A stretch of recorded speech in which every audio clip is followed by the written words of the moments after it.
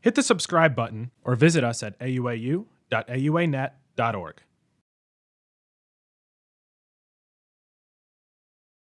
Okay, welcome this evening to the American Urological Association's National Medical Student Curriculum presentation. We're going to get started here. So my name is Dr. Seth Cohen. I'm going to be your moderator for this evening for our discussion entitled Match or Mismatch, How to Navigate the Urology Application Process. We have some wonderful panelists this evening that are going to help give you insight into that process and hopefully give you some guidance about how to navigate that.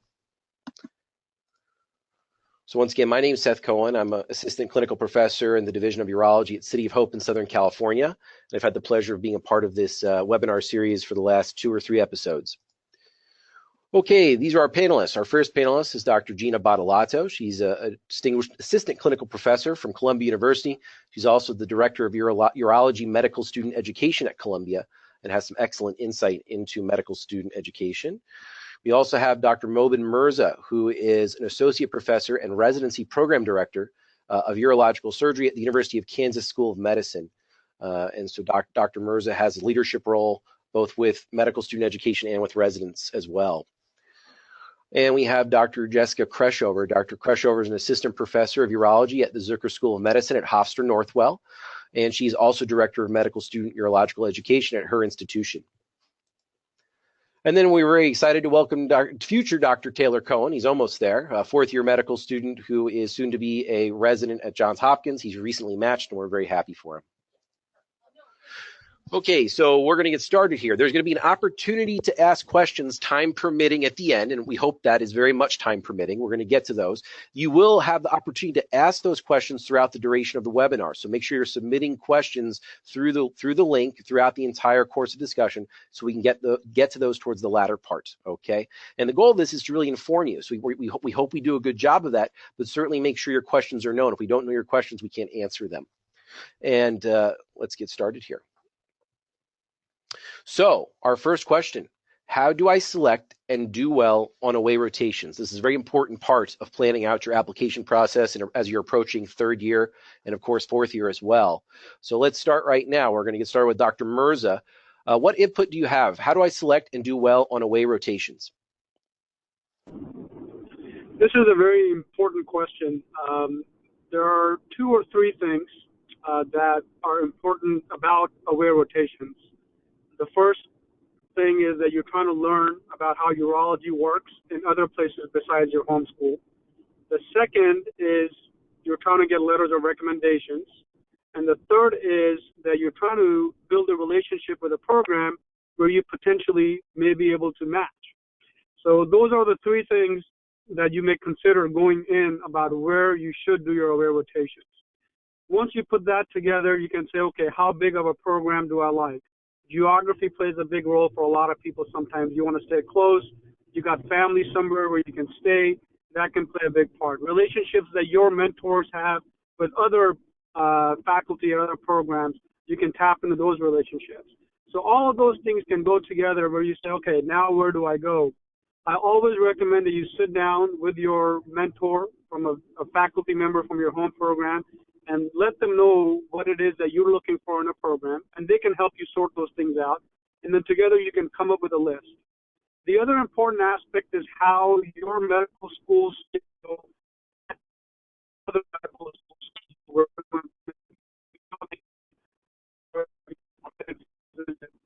So the VSAS, which is a visiting student application process, make sure that you know how to work with that through your medical dean's office, that you know that things are matching up. Make sure all your requirements are set. Simple things like, did you get your flu shot this year? Is your hepatitis B up to date? All those things become important as you start applying. Okay, excellent answer. Really appreciate that. I'm going to open it up for the rest of our panel. Does anyone have other input regarding selecting away rotations and doing well on them? Taylor, or anyone else? Taylor, what's your input? You just did this. Yeah, I mean, I think, with away rotations, a lot of it is just trying to figure out, what kind of a role, when you want to be impressive, what kind of a role are they wanting you to take in their program and during that month. And so a lot of that's just about the beginning, assessing and asking what are the expectations, because each place is going to be very different. And so, really understanding what the expectations are, and doing exactly what the expectations are. And then if there's a grand round lecture, make sure you really nail your grand round lecture at the very end. Great. Okay, this is an important question. So Dr. Kreshover, you have anything to add to it as well? Yeah, just to go off of what Taylor was saying, I mean, another important part is that basically it's like a month-long interview, to a lesser extent, but a month-long interview. So you want to make sure that you are putting your best forward at each step along the way. Students are often made and broken by their impressions with other people, particularly staff and residents. And so you want to make sure that you not only have positive interactions with the faculty, but certainly are helpful to the residents, and helpful and always friendly to the staff. Make sure that you're consistently making a good impression. And then for that, there can't be enough said about the grand round presentation. It's the quickest way to make an impression on a big group of people, and so making sure that you put in the time, that you are able to answer questions that are coming from a group that, to be honest with you, knows more about probably what you're presenting on than what you do. And make sure not to recycle that presentation, because people tend to write about that in your letters. And so you want to show that you've had a diversity of interests and have put your best foot forward at each of the away rotations you've gone on. So these are great answers. I really appreciate it. I think what we're all driving at here is, most or many students will match at where they do an away rotation. That's where your opportunity is to make your best impression and you have your most exposure. So be selective, understand what the program's looking for, and do a fantastic job. Okay, we're going to move on to the next question here. All right.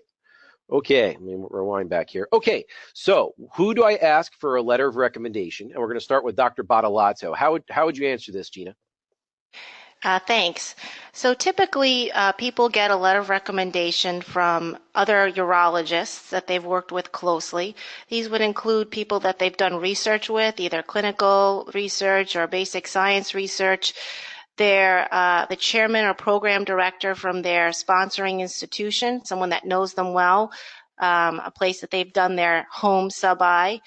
And then usually people get a letter of recommendation from each either chair or program director at one of the two away rotations that are typically done. I would say that before you start an away rotation, you should talk to your mentor. At certain institutions, there are people that traditionally write the letters of recommendation coming out of that institution, and you want to kind of be sure to spend time with the person that you anticipate asking a letter from and make sure that you're asking the appropriate person, because sometimes when applications are reviewed, people will say, oh, so-and-so did a sub-I at X, Y, and Z institution. It's odd that they didn't ask Dr. So-and-so for a letter of recommendation. This person writes, a high volume of letters a year, and these are good letters that, this person, reliable letters that are written. But it's important urology is a very small community, and the letters carry a lot of weight. So when we review applications, we like to see letters from other urologists that are known and respected in the field. These are people that are well known from their clinical accomplishments and also known for their ability to interview and assess medical students. Okay, great. I want to open it up. Dr. Mirza, do you have anything to add about letters of recommendation? Yeah, excellent thoughts already. I'll add two more things. One, what I recommend all students, especially when you're going away rotation, once you've identified that person who you want a letter from, the 1 month goes fast. And if you're coming to a place like our program where there are 16 faculty members or 18, depending on whether you go off-site or not, that's going to be hard to spend time with everybody. So if you've identified the chairman of the department or somebody who's well-known, for example, we have Dr. Thrasher. He's the president of the AUA. Everybody knows him. If you want a letter from him, you should get into that early and say, hey, Dr. Thrasher, I'm talking to you, or I'm emailing your assistant. When can I sit down and talk to you for half an hour? You take your CV, you talk to him, you do a short interview, so he can learn about you outside of what you're going to do in the operating room. The second thing about the letters is some programs, and I'll give our example again, they have combined letters. So when we write a letter for OA students, we'll give you a combined letter that has a signature of the chairman, the residency program director, and also the medical student clerkship director.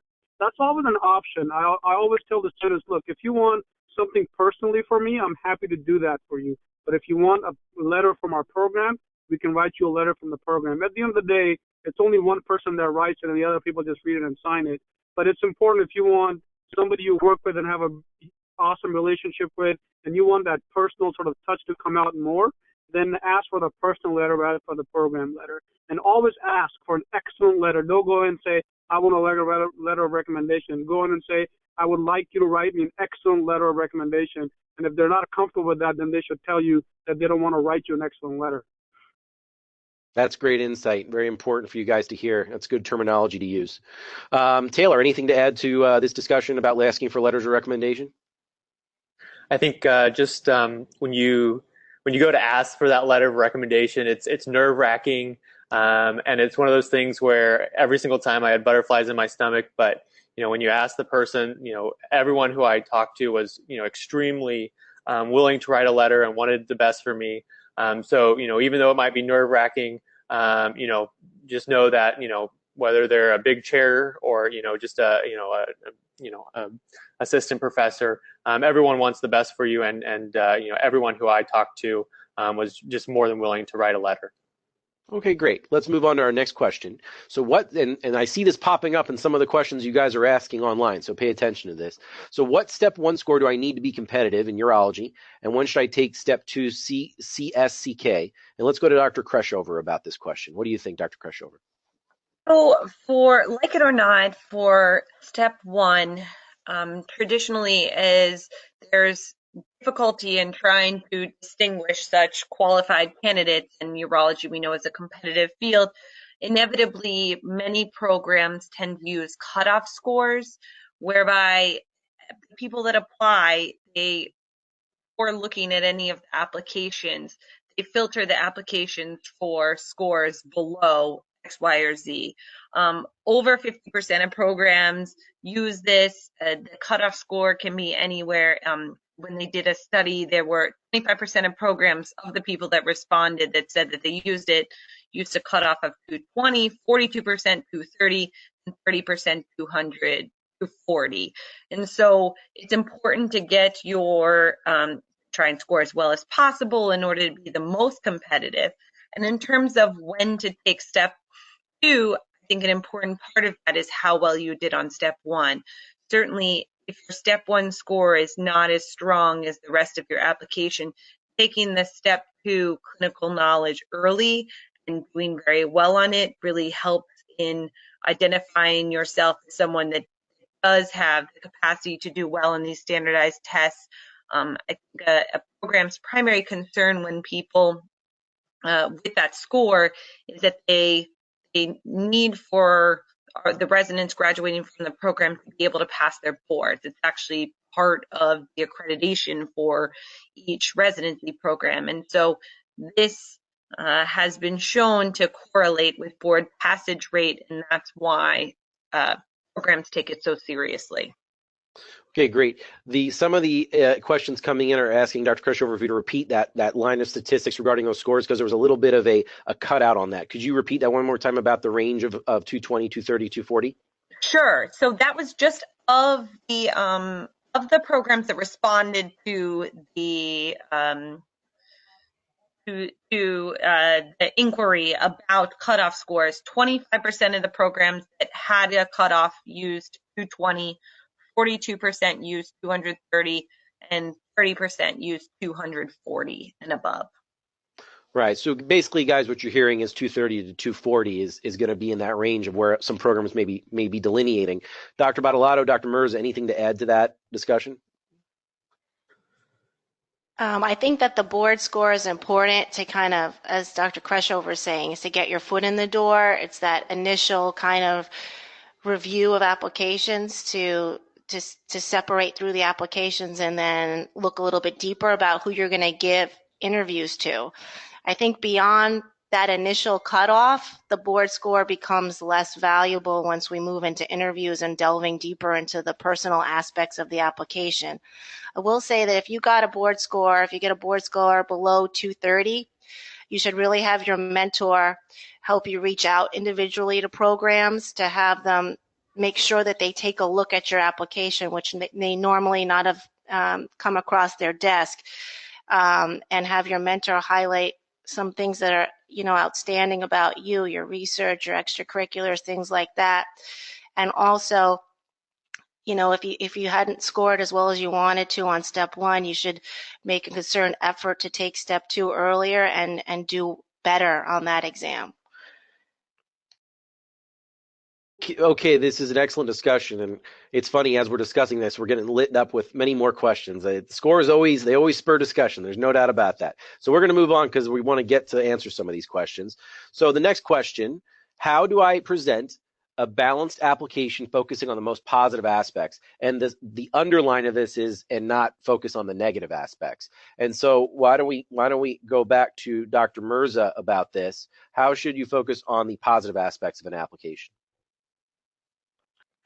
I think the best way to approach that is, number one, identify weaknesses in your application.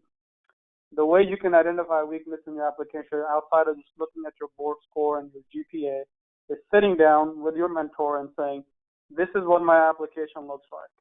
This is my board score. This is my GPA. This is how much research I have done. These are my extracurricular activities. So sit down and sort of review some of the important things.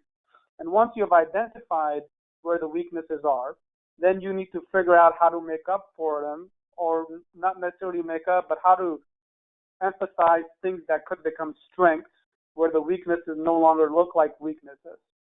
So, for example, if you have, as mentioned, average step 1 score, so let's say it's 230 or 220, and it's sort of below that cutoff that most programs are using, well, then take your step 2 and do awesome on it. If you have not a good amount of research in your CV as you're thinking about doing this, well, then you need to sit down with the research director of the program that you are in and say, hey, what are the opportunities where I can sit down and do some research? Are there any presentations coming up at the next section meeting which I can help with? Is there a clinical research project that I can jump on and work on? Or if you have your own idea and say, look, I've been thinking about this idea. How can you help me approach this question? Are there resources? Do you have a list of patients I can look at? Build a database. Just show initiative and actually get some work done. The other aspects have to come through in a personal statement, interviews, things like that. And I'm sure other people can add on that, but those are the basics. Okay, wonderful, comprehensive answer. Excellent. Dr. Bottolotto, Dr. Kreshover, anything to add to that? Why don't we go to, let's keep moving here, because I think we're going to answer this question again in other frames, within other frames. So let's keep moving. Taylor, what would you tell our future MS3s and MS4s about how many places they need to apply to ensure they match? So this is certainly a controversial question, and a question that comes up a lot. So in this last round of applications, applicants applied to on average 70 programs.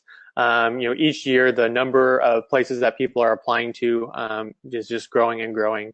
And it's just a simple matter of you need to have a certain number of interviews in order to kind of have good odds of matching.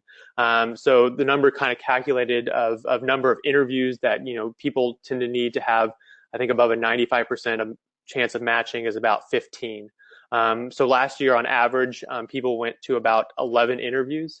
And so that was certainly something that, you want to make sure that you're applying to kind of the programs are kind of in your wheelhouse. Some, reaches and some safe programs. But, it really is dependent kind of on your application. And some people might have circumstances in which, if you're couples matching, you might have to apply to more places just in order to make things logistically work out. But, I think, unfortunately, the number of applications is going up, and that does mean that, applicants have to pay more for each additional application. But I think, in this last year, the average was about 70. Okay, great. Dr. Bottolotto, what would you answer to this question about how many programs to apply to? Yeah, I agree with everything that Taylor said. It's a controversial area. By the way, for all of our listening audience, you can actually see the statistics from this past year's match, dating for this year and dating back to 2014 for comparison on the AUA website if you look under the match statistics.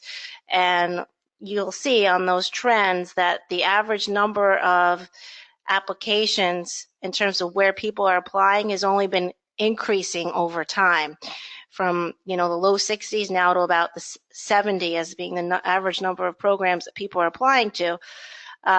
It has to do with the fact that there's no real regulation as to how many programs any one applicant can apply to, at least right now.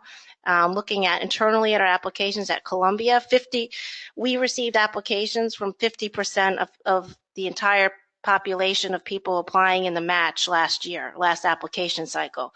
And it seems that people are becoming less selective as to the number of places that they're applying to, and then becoming more selective once they have the interview in hand and they're deciding between where they want to go on an interview.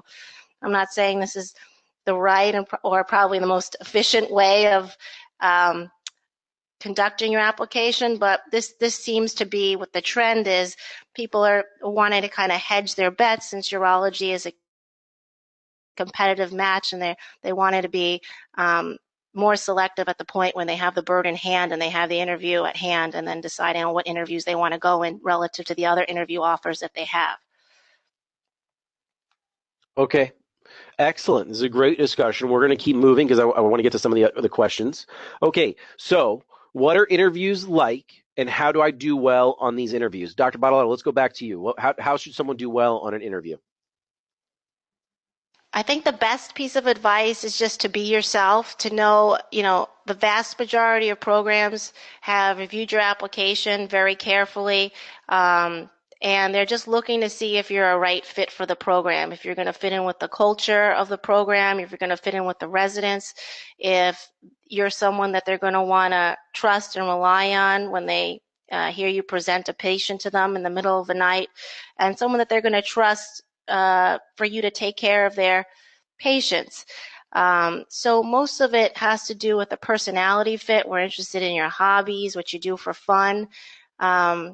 I would say just to be relaxed on the interviews and just know your application really well, because a lot of the fodder for the conversation is going to come from what you've written down about yourself. So if you've written that you love music or a particular genre of music, be prepared to talk about that in great detail. And I think you should just, look at it as though you're interviewing the program as well to see if it's a good fit for you, and try to be as relaxed and as yourself as possible during the course of the interview. Okay, great. Dr. Kreshover, what would you add to that? How should someone do well in interviews? What is that experience like? I completely agree with Dr. Bottolotto. I think the most important is just to be yourself, and most of it is about the fit. In terms of small things, of course, it is an interview, so you want to look your best and present yourself your best, and it can't be emphasized enough to know what's in your application. One of my personal pet peeves is when people have on their application about what their hobbies are. You want your hobbies to be actual hobbies, and you want to be able to speak about them. We had a student that said fixing antique watches, and he didn't know he was wearing one and didn't know how it worked. And when we looked at it, it still wasn't actually working. So, you want to make sure that what you're saying is legitimate. One of the most important things in terms of fit is, like Dr. Badaloto said, you want it on the other end of the phone. And so much of that has to do with trust. So you want everything in your application, and you want what you're saying to the people that you're interviewing with all just be honest. Great answer. And, it's true. This is really relationship building. I mean, as much as your statistics matter, you're also engaging in a long-term relationship of trust. And it's a two-way street. The program has to feel comfortable with you. You have to feel comfortable with the program. But you're going to be spending a lot of time with these people over the course of 5 to 6 years. So personality matters as well. Interpersonal relation matters as well. Taylor, what would you say about your interview trail? Any traumatic experiences? Was it all reasonable? Everything was very reasonable. I think a lot of you'll hear stories about a lot of other sub-surgical specialties, and how you get grilled or you get kind of difficult interviews. But across the board, everyone on my interviews, were there just to chat. All of them were very amicable. I had a lot of fun in a lot of my interviews, and it's just one of those things where you've done all the work up to here, just smile and relax and go in and just have a conversation like a normal human being. On the hobbies, one of my hobbies was I like to watch Netflix. And that was probably the most asked question. They would ask me like, oh, what's a good Netflix, show to watch? So, just demonstrate that you are, a normal person who, will get along with the other residents. And I think just relax and the interviews were actually some of the best times in medical school. So I really enjoy it. Yeah, that hits on a key point. Urology, we enjoy a group of people that really take pride in being, fairly interactive, interpersonal people. So once again, we want you to be a real person. Anyone else have anything to add to this before we move on to the next question? This is Gina again. One thing just to add is that your interview doesn't start when you walk into the conference room with the interviewer. Your interviewer starts when you set foot on that campus, because every interaction you have, ranging from interaction with staff, any outings you have with the resident team, all of that factors into the impression that you make on the program. And so you want to just be mindful of that throughout your time as a whole with that program. Excellent. Okay, Dr. Mirza, next question. How should the students go about making a match list? What should they take into consideration when doing that? Oh, excellent question. So as you go through the interview trail, you'll learn a lot about the programs. You know a lot about your own program. And then it's a matter of how you want to prioritize things. So conceptually, you have to think about how big of a program you want to be in. What did you like about the faculty? What did you like about the resident? Did you want a program that has really strong research? Do you want to be on the West Coast and where it's always sunny? So you got to look at all of those things as you design a match list. One thing that's really important as you put your match list and your rank list together is to say, what's important to me? I think a lot of us get into this idea of, what if they don't like me? What if they don't rank me number 1 or 2? Why would I put them that high if I don't think they're going to rank me high? The match rank list favors you. So write it the way you want to write it. And then once you've got your list down, again, share it with your mentor. Sit down with him or her and say, look, this is what I came up with. What are your thoughts and ideas based on my own priorities? And they can help you sort it out. Sometimes one little tidbit I would give you is that can become a conflict, because let's say you come and show me your match list and I ask you, well, where is the University of Kansas on this list? That could be a problem. So when my own students come and show me their list if they want to, I say, look, just take our name off that list. Show me the rank of the other ones that you want to share with me. And then once you walk out of that room, you can put ours wherever you want. Because I don't want them to feel pressured that somehow, they're going to put me 1 or 2, or if they're putting me 10, then I say, well, I'm not going to rank them high. So you want to take that out of the equation so there is no perceived conflict of interest with your mentor. But the key is write it the way you see it based on the concepts that are important to you. Great. Dr. Kreshover, anything to add about making a match list for the students? No, I completely agree with Dr. Mirza. The only other thing I would say is just know, I think this is my personal opinion, that I think it's a great opportunity to go somewhere different and do something different. Where you do your residency is not necessarily, in my opinion, hopefully not where you end up ultimately practicing. And so you're serving your community best by going somewhere else, learning about other places, learning how they do things other places, and then coming back. It's a finite amount of time. And so I really would just focus on what you think is what are your priorities and how the programs fit into your priorities. This is all great information, and it's important to remember it's 5 to 6 dedicated hard years of your life. So you have to figure out what environment will you be most productive in. No one wants an unproductive resident or an unproductive colleague in an environment like that. Everybody wants you to be happy and content enough that you're willing to push yourself to the limits in your training experience. So you have to figure out for yourself, what do you need to really be happy? A lot of your time is going to be at the hospital. Maybe you need some sun. Maybe you need a place with culture. Maybe you need a place with opera. Or maybe you need to be close to your family. Whatever that is, figure out what's kind of semi-non-negotiable in your life to have that contentment, and then run with it and make that your guiding principle. Okay, anyone else want to add to this before we move on to the next question? I thought that was very well said, Dr. Cohen. Thank you. All right. Okay, we're going to move on. This is a very important question that everyone on the panel is going to answer. So we're going to actually go right to Taylor with this one, and then we're going to come back to other panelists. What is the greatest lesson you learned in participating and advising students in the 2018 AUA match? You, Taylor, being a student who was in the match, how would this impact how you would advise candidates next year? Yeah, so two things really stood out to me. One kind of a pro tip. One way to kind of help defray the cost of traveling is applying now, if you're able to, for a travel credit card. So often you have to spend like a minimum payment within the first few months to get some mile bonuses. But oftentimes you can make the majority of these minimum payments just paying for step 2 CS or CK. And these mile bonuses significantly help reduce the cost when I was flying across the country for interviews. And then the second thing, just really enjoy your time on the interviews. One of the best things about the interview trail is the other applicants. So they're incredible people, and they're exactly the type of people that you're wanting to spend the rest of your life working with. Several of the applicants I met are going to be my co-interns or research collaborators and friends as I go forward in residency.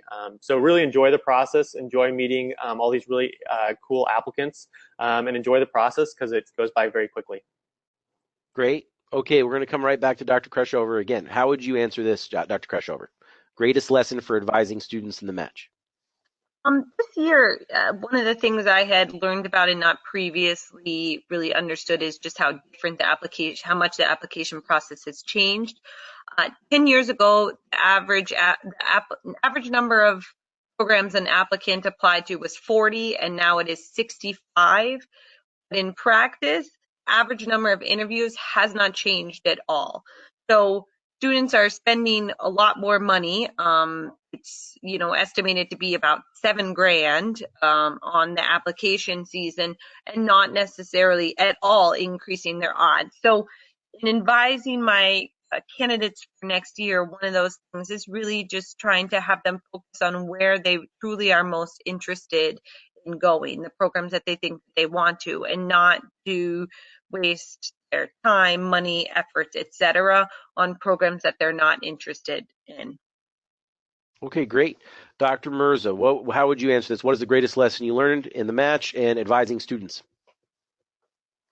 Well, I think one of the things that I need to do better, and I feel like we need to do better as teachers and faculty who are advising students, is how to emphasize their strengths in how we talk to other programs, how we write their letters.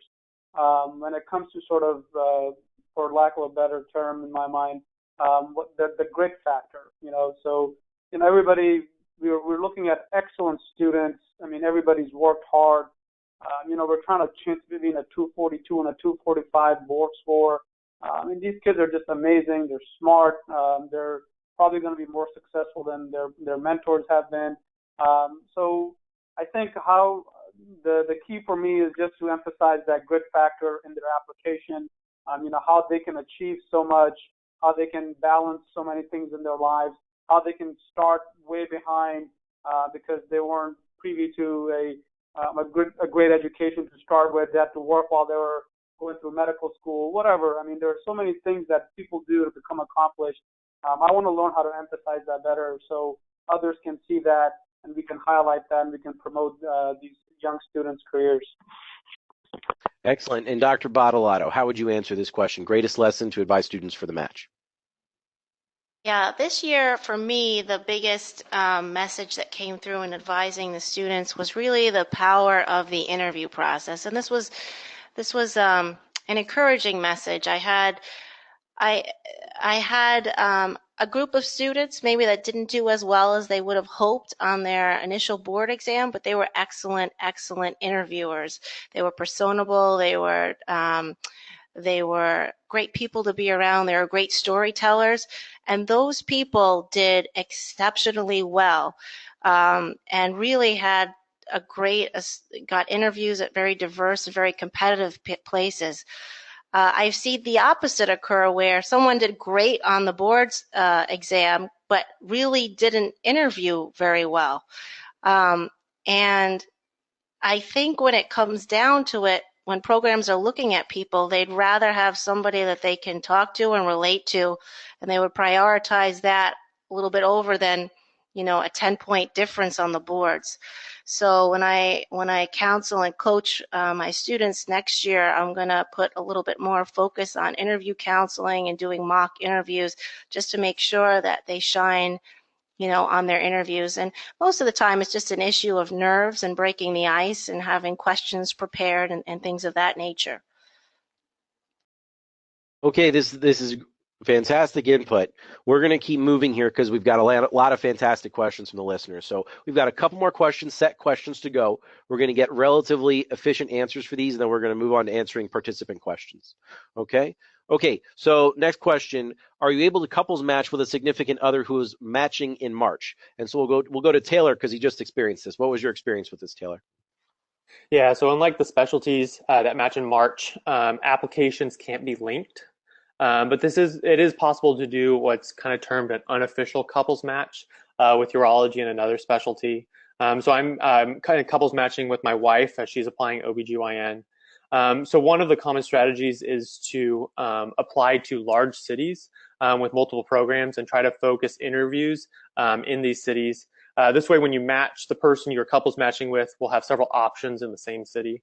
But I think one of the most important things is just communication. So communicate with the programs, let them know that you're part of a couples match, and they'll try to do their best to facilitate, you ending up together. That is really a priority to have happy residents, and a happy resident is someone who has a significant other on the other side of the country. So at every interview, I brought this up with the program director and made sure they are aware of the situation. And then the second thing is just communicate with the person you're couples matching with, what programs you're leaning towards, what you like or didn't like about various programs. My wife and I were constantly talking and reshuffling our list as we went, because we didn't want to sit down at our final kind of ranking talk and surprise each other with like, oh, well, I didn't like that program. So definitely just communicate, make it clear kind of what's going on and be open with both the programs and the person you're matching with. Okay, good advice for the match and for life. Dr. Bottolotto, anything else to add to this? I agree with everything Taylor said. I mean, because urology is an early match, you will be, if you're attempting a couples match and assuming both people are not applying urology, you will be matched about 2 months ahead of time compared to your significant other. So as Taylor said, it takes a lot of communication. You also have to consider the size of the residency program your significant other is applying in. So it may be a little bit easier if your significant other is applying in, medicine compared to if they're applying in neurosurgery or ophthalmology where they're smaller programs. And so it's challenging, but it's definitely doable with the proper communication and just looking at, the trying to balance both needs of both members of the couple involved. Okay, great. Next question before we start wrapping it up with our set questions. How important is research? Let's go to Dr. Mirza with this. Dr. Mirza, how would you say important is research in the applicant profile? Well, I think research is very important. I think the level playing field is no longer, I've got good board scores, I got a good GPA, and I'm interested in urology. The level playing field is, I've got good board scores, I've got a good GPA, I'm interested in urology, and by the way, I've done some research projects already involving urological questions. So I think it's very, very important As soon as you know that you're interested in urology, set up a meeting with a mentor. Somebody's going to guide you from a faculty standpoint, and start jumping on some projects. If you have some of your own ideas, start generating those ideas. So quite simply, very, very important. Okay, great. Dr. Kreshover, anything to add to that? Importance of research in your application. I think that one of the things that can be emphasized is that it's just it's never too late to get involved in research. I think most impressive and what programs tend to look at the most are publications rather than just abstracts or posters. Showing that you have seen a project all the way through to publication and through the peer review process is particularly impressive. But even if that is something that's lacking in your application, you can get involved at any point, ask to jump on, writing a chapter or potentially doing a case report or something that moves along a little quicker at a minimum so that you can talk about it during the interviews. Okay, excellent. Thank you, everybody. All right, so let's talk a little bit about the American Urological Association. This is a really fantastic organization and really one of the true benefits of being a practicing urologist here in the US of A and really internationally as well. And so it's got thousands of urology members. It's very active Twitter feed for the American Urological Association. And the great news is that you as medical students can get involved. You can join the American Urological Association. There's actually very significant efforts on the part of the AUA to get medical student involvement because we want to engage with you. We want to find out what your concerns are, what your interests are. We also want to give you the opportunity to get to know urology as well. And so feel free to go to the website to follow the Twitter feed. We've got a whole bunch of hashtags that are often used with AUA, AUA 18, AUA Match, Med Student Urology. These are things that AUA uses very commonly in their Twitter feeds. In addition, it's important to know that there's actually a very specific page within the website called the National Medical Student Curriculum that actually has a lot of information for you that I'm going to show you in a sec. Really quickly, we want to plug the American Urological Association 2018 meeting in San Francisco. So if any of you have research that you've submitted or perhaps you're interested in attending, anyone could attend the AUA meeting. It's the national meeting of all urologists across the country. The fantastic opportunities there are to really interact, meet urologists, see what the research is, get yourself really involved in the topics of discussion, educate yourself about what's going on in urology, and have a good time. It's a good group of people that are looking to make patient care better. Okay, and then so this is what I was talking about. There is an opportunity for medical students to join the American Urological Association. There are some benefits that come along with that, including access to the core curriculum, which is an online curriculum for residents. But even more than that, there's also the ability to access the National Medical Student Curriculum. So even if you don't join the AUA, you can still go to the AUA's website and look at this page and get a whole bunch of really great information about urological case presentations, urological exams. There's probably the best demonstration I've ever seen for the male genital urinary exam on this website. That really gives you a fantastic explanation of how to do it well. And so this, in and of itself, even if you don't join the AUA, come to this website, learn some material, get familiar with the topics of urology. Okay, so now we're going to go to some questions with the attendees. All right, so let's get started. And I want to thank you all for your questions. I apologize, we're not going to be able to get to all of them. Okay, so this is about the VSAS. Do you really need to fill out the short bio section on the VSAS? If so, what do you know? What do you want to know? And so why don't we direct this back to Dr. Mirza or anyone? The VSAS. Do you really look at the VSAS, and do you need that bio section? Yeah, I think the bio section is not critical, but I think you should fill it out. It doesn't have to be a long thesis about who you are, but a very simple paragraph about who you are, a quick statement about why you want to be at the University of Kansas, for example. Most programs are not looking at that. Some programs look at your bio and in addition even ask for a letter of reference. So there will be programs where you apply through the VSAS process and they'll get back to you and say, hey, by the way, we need Dr. Mirza to write you a letter of reference before you come to our program. So it's important to fill that bio out. Not everybody's reading it, but some programs are reading it. So if you haven't filled it out, they need it, then your application might get pushed down farther.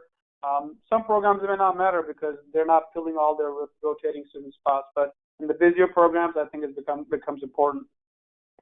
Dr. Bottolotto, Dr. Crushover, anything about the VSAS you want to add or are familiar with? Okay. I think it was said before, but just making sure that you have all your ducks in a row so that a program is able to accept you if they choose to. Yeah, it's interesting. I think for me, my input would be the early bird gets the worm. And so make sure you're getting your documentation and your applications in sooner rather than later, because you'd be surprised how quickly these these audition clerkships fill up very early, surprisingly enough. Okay, we're going to go to another question here. This is someone who's asking, as a Western applicant, I believe meaning West Coast, I've heard I won't get looked at by an East Coast school unless I do an away rotation in the East. Is this true? Dr. Bottolotto, what would you say about that? I think that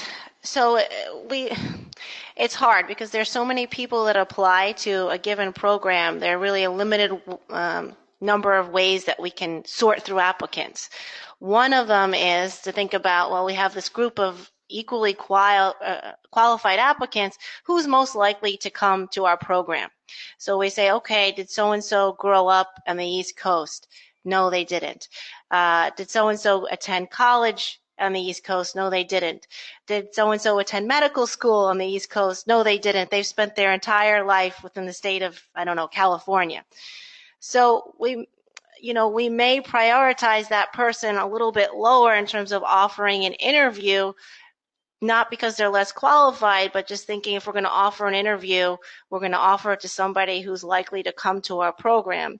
So I will say that if this is a concern for you, when you're choosing a sub-I, you should think critically about where you want to do the sub-I in terms of the geography of it. Because if you do a sub-I, say in an East Coast or in the Northeast, that may open up a geographic area for you, and programs might look at you a little bit closer, saying, "Oh, this person did their sub-I close proximity to our institution.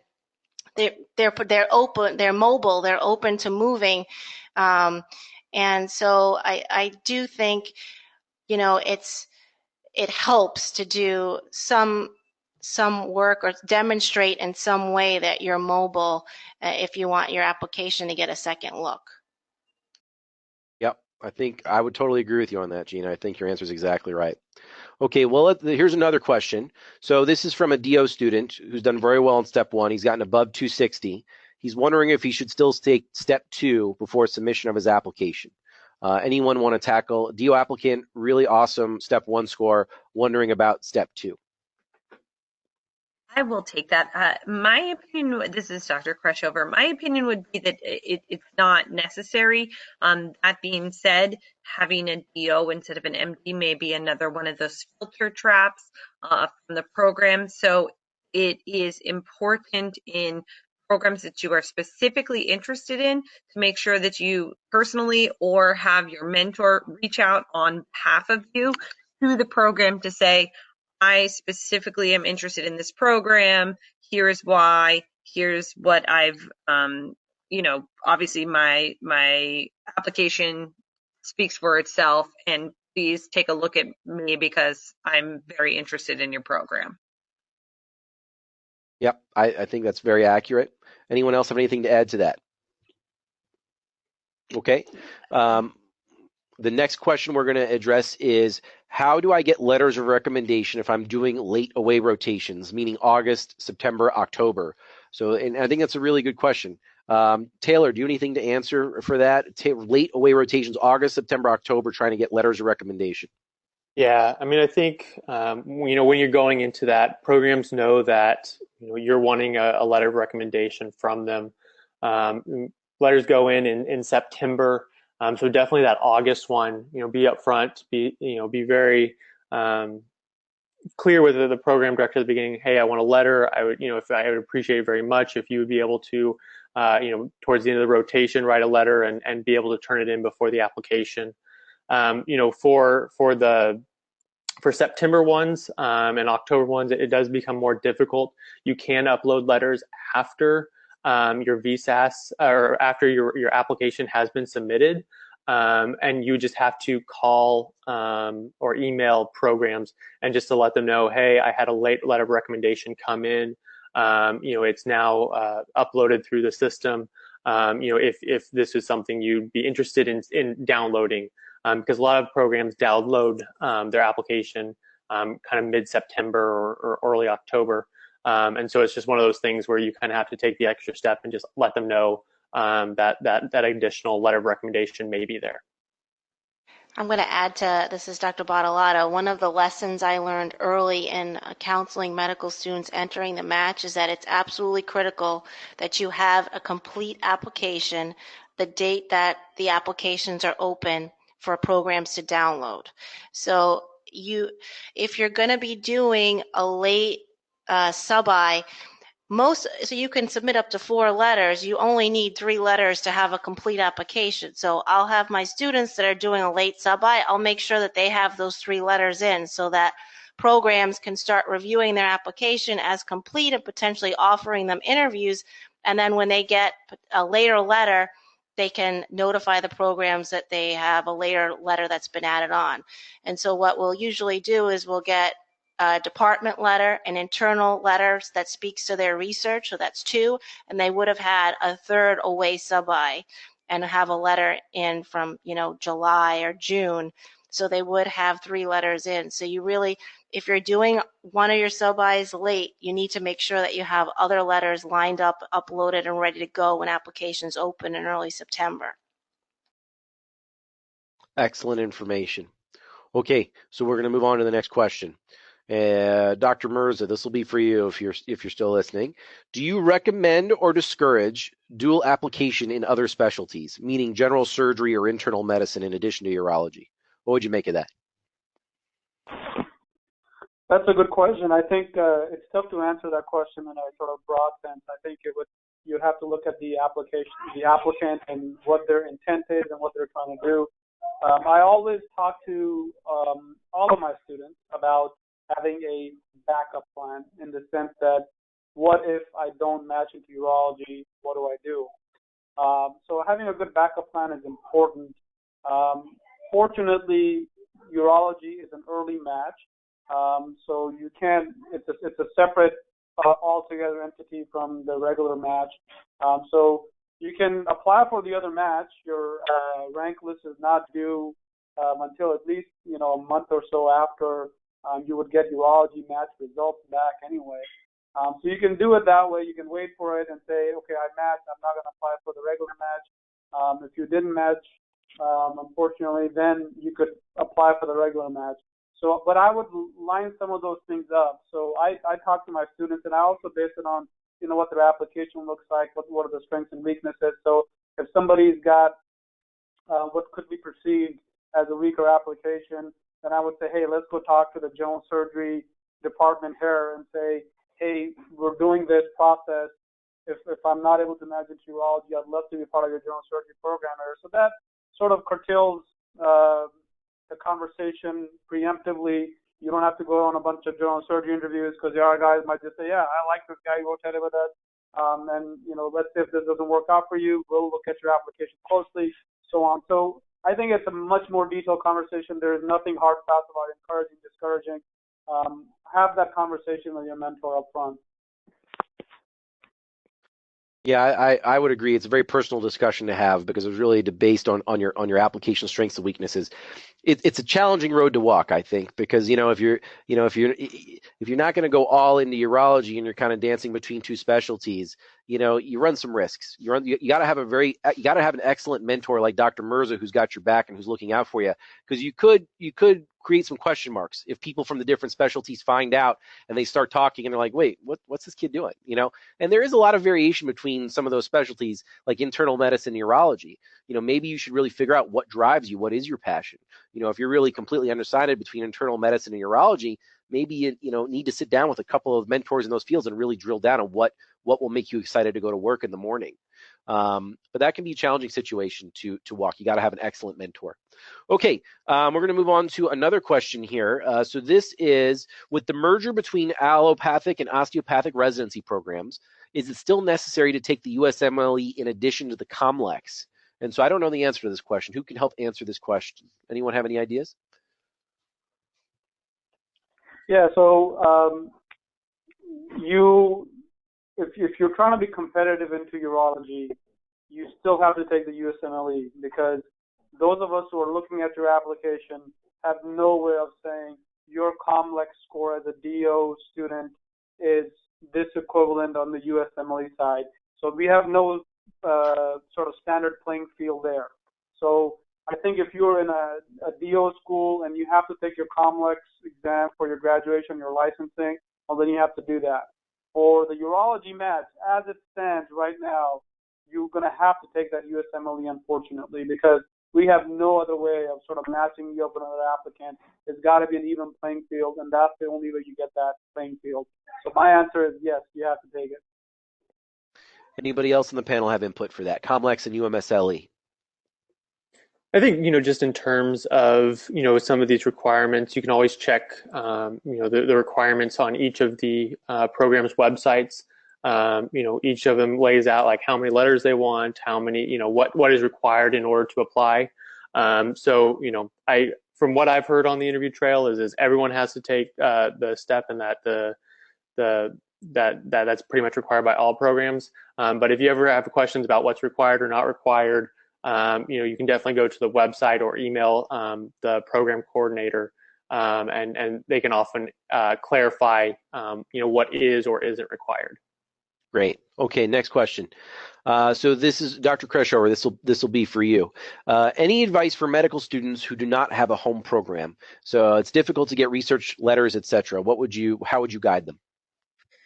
So the important part is just finding a mentor in some capacity. I think that the five of us are in a unique position that way, and that's part of our intent in doing webinars like this and being involved in the AUA's Medical Student Curriculum Committee is to try and reach out. Obviously, we are all champions of urology and urologic education, and so it's important to have someone to help guide you along the way.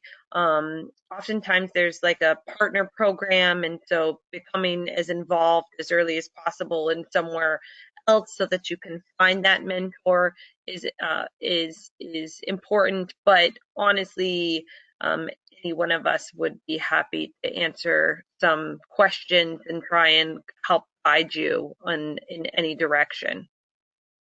Great. Anyone else have to add? Don't have a home program, but interested in urology.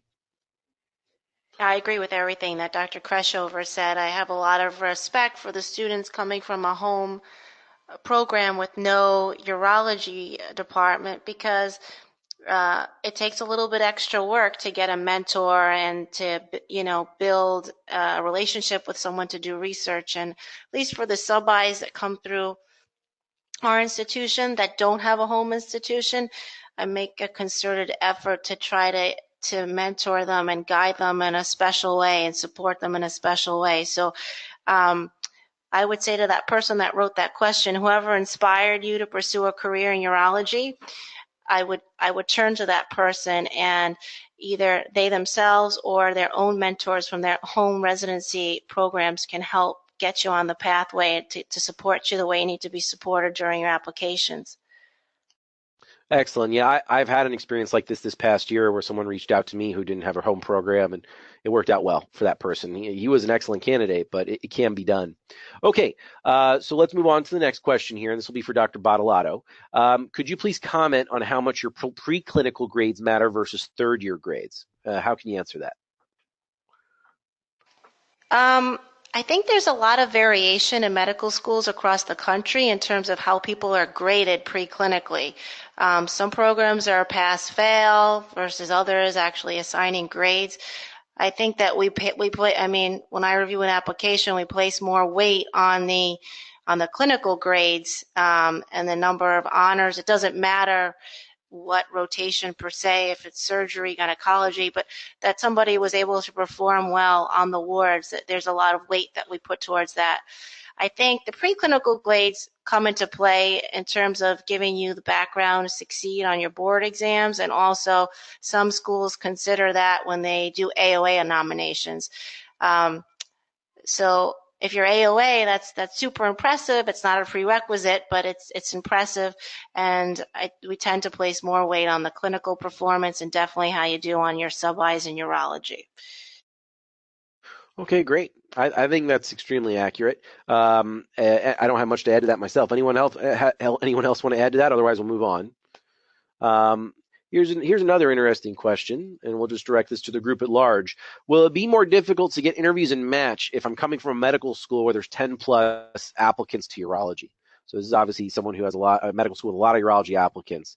Dr. Kreshover, any input for this? 10 plus medical students coming from my med school going into urology. That's a good question, and I haven't thought about it, to be honest with you. I think inevitably, like it or not, there probably will be more cross comparison amongst yourself and the other applicants from your school.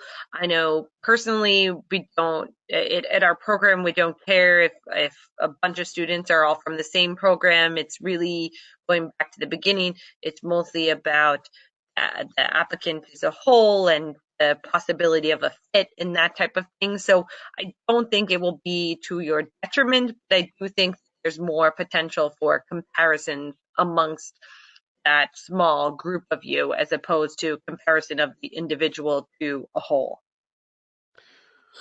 Yeah, so in my institution, we've had a couple years of 10 plus people applying.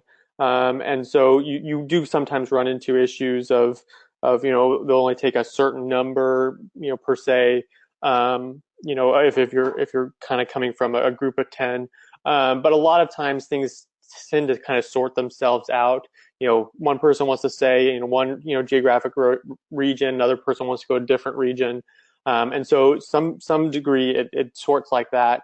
But one of the important things is, if you were to get an interview and you're not going to take that interview, you might turn down that interview, but you might let, one of your friends who's, also applying, who might be very interested in that, just say, hey, I just turned that down. If you're interested, you may email them and say, hey, I'm very interested in coming to your program, because it might not necessarily be because you're not a good enough applicant. It may just be because they're saying, hey, we're already interviewing 5 people from your program. That's the reason why you might not get the application. So it definitely pays to communicate with one another.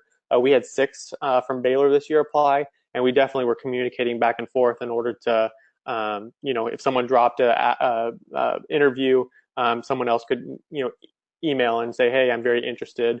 And then that way you kind of can keep it within the family. Great. Okay, we're moving on to the next question. So if you don't match into urology and you didn't interview for another specialty, can you participate in the March scramble?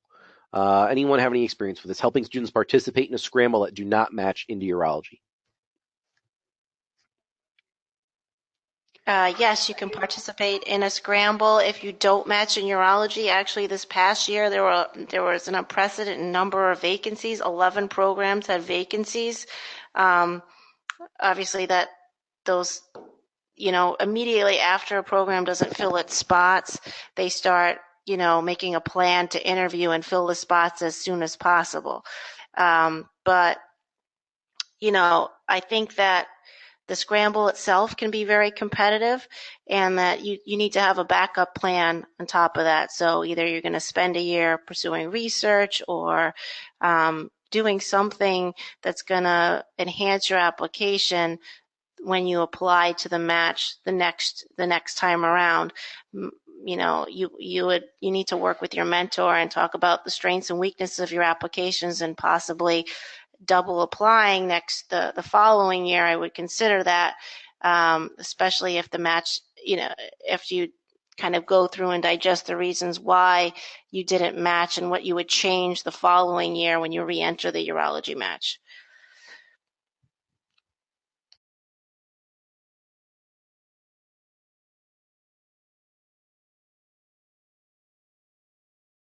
Okay, so I think talking about that timeline, what Dr. Bottolotto was saying that even in urology, there was a few programs that didn't match, and so you could even have scrambled into urology, albeit a very competitive scramble. Going back to the clarification of the question overall, yes, you can also still scramble in the general match as well, meaning typically you're trying to scramble into a general surgery internship is what you're trying to scramble into to get that year of surgical experience as you apply again to urology.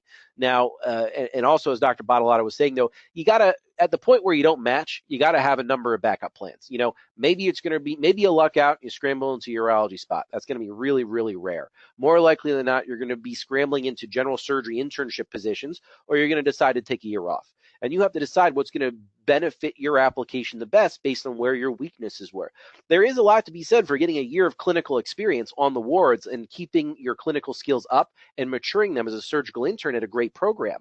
And occasionally spots do even open up at categorical urology programs that lose a resident. Maybe someone gets married, they have to leave the program, you never know. So even taking that 1 year and keeping your skills going, maybe you ultimately get into a PGY2 spot. So there's a lot of ways to strategize around this, and it really is a personal discussion with you and your mentors about how you're going to manage that challenge.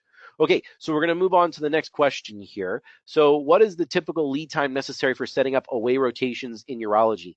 Taylor, how would you have someone organize that? How much time do they need to give themselves to organize that? So a lot of programs will start their application. It's generally like 2 to 3 months ahead of time. And so you'll hear back maybe 2 months before an away rotation. But some people hear back like a week before away rotation. So it's a very fluid timeline. And it's one of those things where you have to kind of put a couple applications out there, and then from there you kind of have to select, because some people are very slow in getting back to you, some people are very quick in getting back to you, and so it's definitely one of those things where you should be definitely putting your application in 2 to 3 months ahead of time, and then most places will get you let you know at least a month or two ahead of time, so that you can kind of set up any type of lodging. And then, work with your schedule in order to make it to your away rotation. Great. Okay. We're going to move on to another question. Dr. Kreshover, just coming back to you a little bit to some things we were talking about during the panel discussion. And so someone's inquiring, you were kind of talking about maybe not doing your residency in a location where you wanted to practice. Was there more behind that, or what was your input regarding that? No, I think that most benefit to you as a practitioner. So when you go out into practice, is that an important part, and that's part of training, is basically seeing things from a lot of different perspectives and figuring out what works for you. And that's on every level. That's certainly at a surgical level. Not everyone approaches things the same. A ureteroscopy is not a ureteroscopy, is not the same ureteroscopy in everyone's hand. So seeing as much as you can and getting a diversity of experience, I think, can only benefit you. So if you go to medical school, residency, fellowship, and start working all at the same location, then you haven't potentially lived up to as much as you can, as much of your potential, and figured out what you want. The more you see, I think the more you figure out yourself. And this is great input from Dr. Kreshover. Everybody wants to expand their horizons. I think from a functional perspective, it's important to understand that you can practice urology wherever you want. I mean, you can do your residency wherever you want, but you do want to give yourself an opportunity to have a robust experience in training. Medical school, residency, they're such unique experiences. You can't replicate that time at any point in your career. So whatever your choice is, make sure you're giving yourself the best combination of training experience and quality of life that you want. Quality of life's never fantastic as a resident, but you want to give yourself the opportunity to be happy enough, but really get a fantastic training experience that's going to make you the best urologist you can be. Okay, next question. Is it normal to bring your spouse or family with you when you travel for interviews?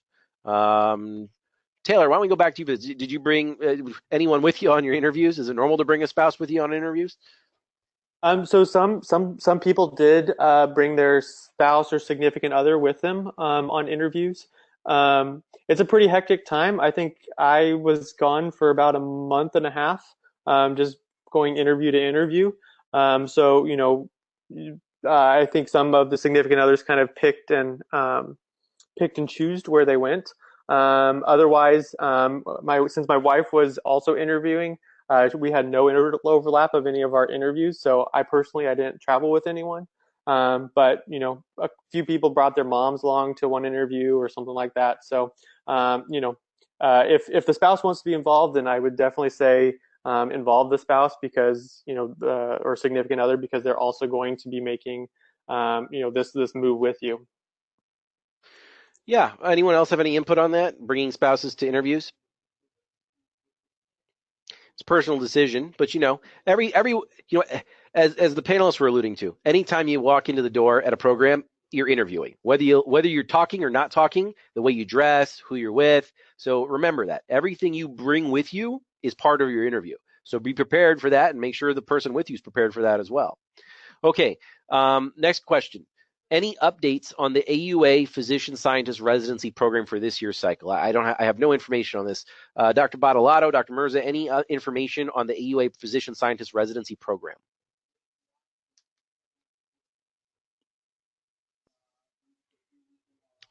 Sounds like a no. I know that this year is the first year that it is starting. Yeah, it's a really new program. Yeah. Yeah. So this year, this past year, it wasn't available to me or my applicants, but next year it is available, and I believe it's at Wake Forest, Michigan.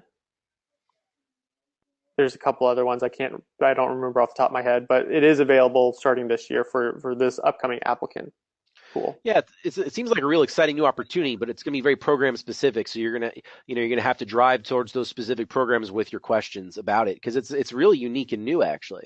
Gina, any experience with it yet or no? No, this is something I have to do some more research on and get back to you on this question. Yeah, it's exciting because it's new and probably has a lot of promise, but certainly it's gonna, you're gonna throw some curveballs at people with the quandaries about it. But hopefully the specific programs that are offering this will really be excited to answer your questions regarding it. Okay, so this has come up with a few participants. What advice can our panel offer MS1s interested in urology? So Dr. Bottolotto, what would you offer an MS1 as far as interest in urology? How should they get involved? What should they do? It's hard in the midst of your first year of medical school to really delve deeply into the clinical arena, but I've had students approach me who are first year medical students that they're interested in urology, and I'll invite them to conference, I'll invite them to a procedure,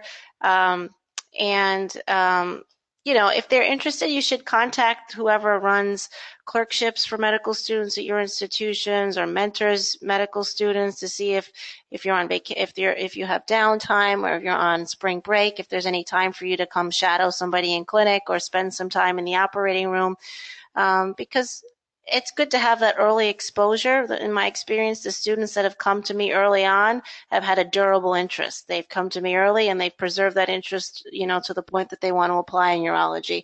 And many schools don't offer urology as a required rotation during your major clinical year, or it's kind of a part of the general surgery rotation that you may or may not have. So I think early communication with the department, the division of urology at your institution, some early exposure whenever time permits is important, and it's something that you should pursue. Great. Anyone else have anything? I think it's an excellent answer. Anyone else have anything to add to that? I completely agree with Dr. Bottolotto and would only say just to get involved in small ways.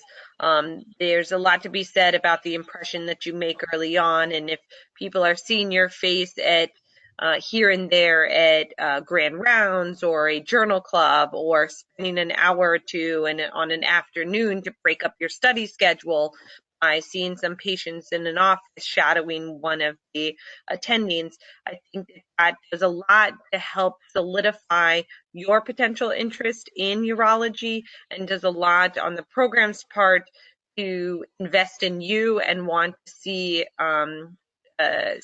you succeed and give you the best letters possible, best advice possible, etc. Okay, great. All right, we're moving on to the next question. How are reapplicants viewed during the match process? Is having previous unmatched designation detrimental to your application if you really want to continue in urology? Dr. Mirza, any input for the reapplicants? This is an excellent question. So number one, it's not detrimental, but there's no doubt that when we look at an applicant and we figure out based on your application that you did not match the year before, the automatic question that comes to somebody's mind is, why not? And then the second question is, well, what did you do in that year when you didn't match? How did you improve your application? So I think one important thing it takes is for you to be candid about that in your application, and also to address that in some way in your personal statement. So don't use the same personal statement you used last year when you applied. Put in a new statement, and that explains what do you think happened and what have you done in the meantime to improve it. The second thing is, again, the importance of mentors and people who are batting for you. So, for example, if one of my students doesn't match, I rewrite the letter to say, this is what I think about this person, this is what I think went wrong, and this is what they've done to do better and be a good candidate. So it's not detrimental. Be candid about it. Explain it so nobody's asking it and it's not mysterious, so that they can't figure it out and it's not in your application and you write it. Somebody will say, well, they're hiding something, or they just don't know. Your application will get ignored. So be sure that you're addressing it, that you're not hiding it. But I don't think it's detrimental. I think it's important that you sit back, evaluate it, sit down with your mentor and say, hey, what happened? Are there things that I can change, or is my application in a way where nothing's going to change and I'm going to be in the same spot next time? So you got to be able to emphasize some strengths and work with your mentors on that. Great. Okay, I think that's a wonderful answer. Anything else? Anything you want to add? Otherwise, we're going to keep moving. Okay, so we're going to go for about another 5 to 10 minutes here because we just have a ton of questions and we'll try to answer as many as we can. This one's actually directed to Dr. Bottolotto. So the recent ACGME update changing the PGY 1 year into a PGY 1 Euro 1 year makes things a little different for those that have taken a prelim year in general surgery and are looking to perhaps match into a categorical PGY 2 spot. Any input on this change in the ACGME and how it could impact, I think, really both for general applicants and for someone who's already done a PGY 1 surgical intern year? Yeah, that's an excellent question. Just to clarify, so this is a change proposed by the ACGME, approved by the Residency Review Committee, and has yet to be approved by the American Board of Urology, although it seems like it's likely that it's going to be approved. This change is going to be made. And what the change is proposing is that students are no longer going to match now into a prelim year of general surgery. They're going to match into urology, and it's still going to include the same required months of general surgery. I think it's 3 or 4 months are still required of general surgery electives, but it's going to include now dedicated urology rotation. So they're going to need to spend time on urology and other rotations that are going to enhance and specifically prepare interns for a career in urology, such as, radiology and getting comfortable with reading, cross-sectional imaging. I think that this proposed change is an effort just for urology programs to take control over the training and the early education of their residents rather than, kind of surrendering to general surgery for a year and then having them learn about urology as a PGY2. I think it's going to be a good change, assuming that it occurs. It's going to allow for early education in urology to build a kind of a very specific foundation in urology for our interns and get them involved in the culture of our department early. Okay, great. Anyone else have anything to add about this potential change within the ACGME? I think it'll be helpful actually for most trainees, but otherwise we'll keep. Mm-hmm. We talked about this a lot at the recent Society of Academic Urologists, which is for program directors and the chairs. And the thing for applicants to know is that it doesn't necessarily change. The graduation requirements for residency remain the same, regardless of this intern year. And so the 4 years in urology stay the same. So it's not that by doing a prelim PGY 1 year that would necessarily hinder the chances of matching as a PGY2. That being said, those pop up not as commonly, obviously, as is rematching into a urology program back again as in a PGY1 type slot. Okay, great. All right, a question that's come up a few times from our participants. What advice can we offer IMGs, international medical graduates? Dr. Mirza, what advice can we offer IMGs in the application process? The advice to IMGs is very similar to advice to general students or students who are at American medical schools. You got to find a mentor, number one. I mean, that is, I think if you haven't heard anything yet in today's conversation, you should hear that you need to find yourself a mentor who can guide you in this process. So find a mentor, number one. It's difficult for IMGs, especially if you're here and you're not part of a clinical setting, you're not involved in any research work, and you're just here because you graduated medical school, now you're looking for a residency. So you need to be able to get involved. So if you're in Kansas City, for example, you need to email Moben Mirza at Kansas City, or the correction director, or the research director, Dr. Lee. Send him an email and say, hey, I am an international medical graduate who's interested in urology. How can I get involved in your program? Whichever city you're in. You're going to have to find a connection, and within that connection, you have to put in some work so they can learn about you, they can become interested in you, and then they can support your application process. I think it's very, very difficult when you're applying as an IMG into the urology match or any other match. I think it's very, very hard. We're looking at competitive applicants, and if you have a competitive applicant from an American medical school, I think generally people favor that over somebody who's coming from an international medical school. And I think international medical graduates already recognize that. So in order for you as an IMG to stand out, you're going to have to find a mentor, you're going to have to find a program where you can shadow, you can do research work, and then you can grow and emphasize your strengths, and people can say, okay, this guy is different, he's awesome, and therefore we're going to support his application, or we might even want him for our own program. So the opportunities are out there. You have to be more aggressive and assertive about approaching people and getting those opportunities. Don't be afraid not to email back, be persistent. Don't be offended if somebody says, no, I can't help you. Try the next person, keep moving. Great answer. All right, we're going to move on to the next one. This is for Dr. Bottolotto, Dr. Kreshover. I've heard that female applicants get asked about their family plans on the interview trail. How do you suggest responding appropriately to this question? Any advice or special considerations for female applicants? Specifically is not supposed to be asked, so that is an issue. If it is, that's not an appropriate question to ask either a female or a male applicant.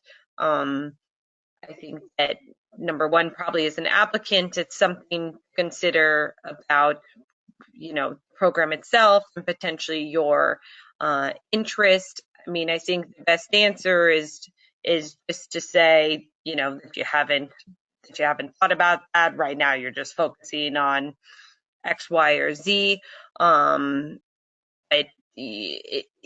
is within the guidelines that those types of questions are not supposed to be asked. Yeah, any specific questions about your family planning, your personal life, all of that's really off limits. And if it does occur, I agree with Dr. Kreshover, just be vague about it. Just say, as she said, I haven't thought about it. I'm not sure. I'm focused on my urology interviews.